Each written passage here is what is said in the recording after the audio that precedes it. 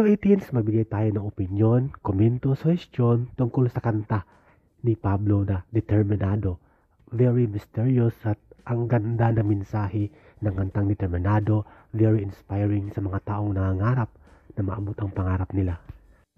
Titulo pa lang, title pa lang ay nakakaengganyo na.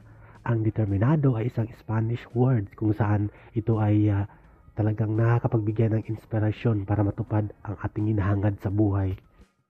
Ang salitang Determinado ay bagay at angkop na angkop sa ugali ni Pablo na very determined na tao, mapagbigay at talagang pinunong-pinuno ang dating sa kanyang buhay, sa kanyang pamilya, lalo na sa kanyang grupo ng SB19. Talagang masasabi nating pinunong Pablo dahil very determined, determinado.